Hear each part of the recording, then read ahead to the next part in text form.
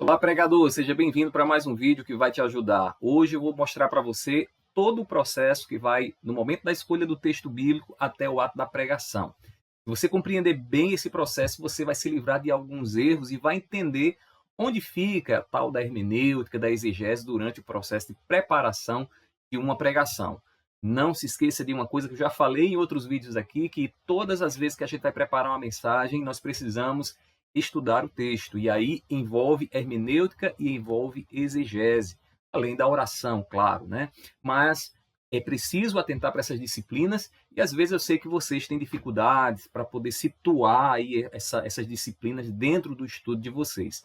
Eu preparei um diagrama aqui que certamente vai mostrar a você onde fica ali a exegese, a hermenêutica, e você vai entender todo o processo que deve ser feito.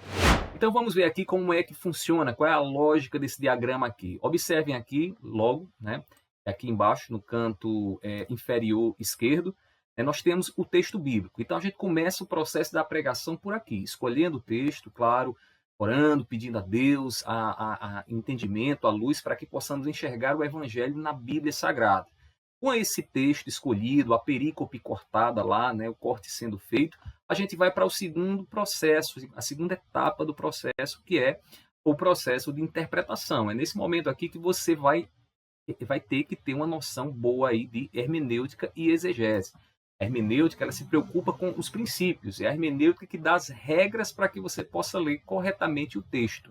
Há vários livros bons de hermenêutica que você pode aí adquirir, e aí neles tem lá as regras, os princípios que devem ser considerados no ato da interpretação. E aí, junto à hermenêutica, né, vem a exegese. A exegese e a hermenêutica andam juntas, né? A gente pode dizer que são irmãs siamesas ali no processo interpretativo. Então, a exegese é que vai se preocupar com o processo agora de tradução e interpretação. Como o próprio nome diz da exegese, é extrair do texto que o texto comunica, trazer para fora aquilo que está no texto. E aí, a gente, na exegese, se utiliza da hermenêutica. Aí o resultado disso, irmãos, é algo que é sempre dito no passado. Por quê? Porque a exegese nos diz o que é que o autor quis comunicar aos primeiros leitores, ou como os leitores entenderam aquilo que foi dito pelo autor lá no passado. Só entendendo aí o que foi comunicado lá no passado é que nós podemos trazer para o tempo presente. Tendo isso definido, então qual é o próximo passo? O próximo passo é a reflexão teológica. Perceba aqui, ó, 1, 2 e 3. Né? Então a gente está aqui no terceiro passo. E aí, nesse terceiro passo, é a reflexão teológica. É o momento em que nós agora vamos associar aquilo que foi encontrado lá através da exegese, da hermenêutica, com o Evangelho, com Cristo Jesus.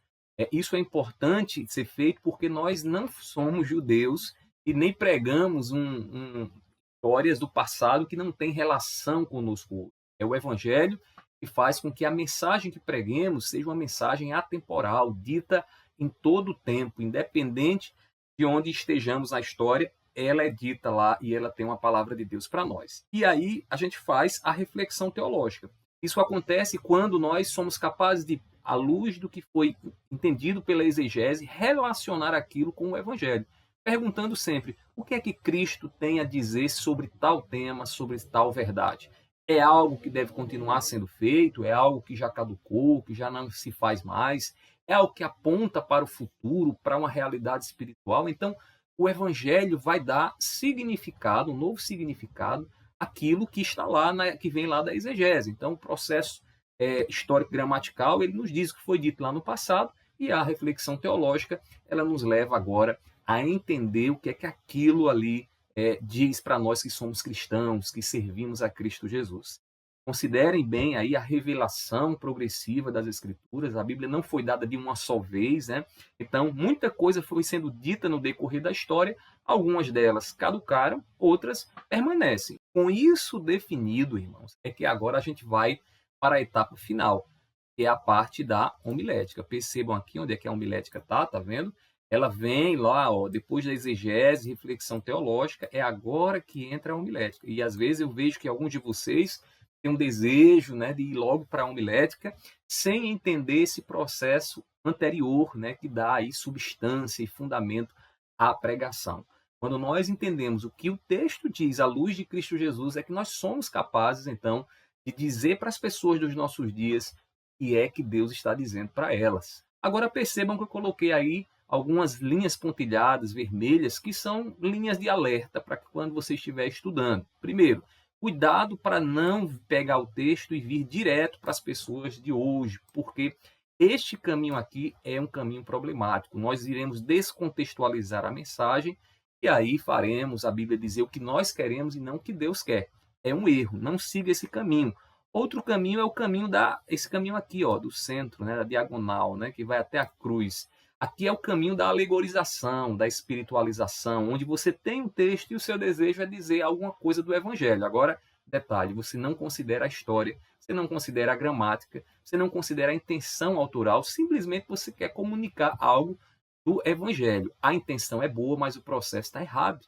Né? Você não pode fazer a Bíblia dizer o que você quer. Você tem que ser fiel e deixar a Bíblia falar por si mesma. Então, a gente não pode levar para o texto bíblico os nossos desejos, a nossa mensagem. A gente tem que deixar a Bíblia falar por si mesma. E aí, o outro processo equivocado, claro, é esse do centro aqui, ó, que vai da exegese para as pessoas hoje. Então, você escolheu o texto bíblico, fez a exegese, e você tem uma mensagem que foi dita lá no passado. Só que se você não fizer a reflexão teológica, o que é que vai acontecer naturalmente?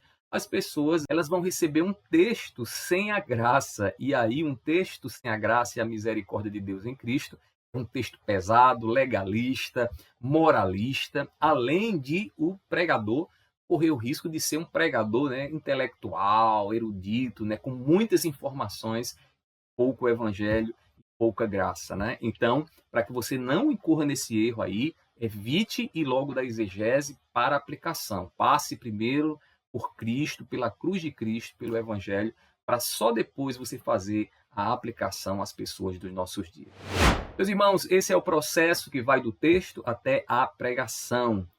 Olha o texto, faça a exegese, reflita o resultado à luz do evangelho de Cristo Jesus e só assim aplique o texto às pessoas que vão te ouvir. Se você deseja entender todo esse processo aí no ato da pregação, eu vou deixar aqui nas descrições os nossos cursos aqui da Escola de Pregadores para que você possa entender desde a hermenêutica até a homilética, como organizar e pregar a mensagem do Evangelho fielmente.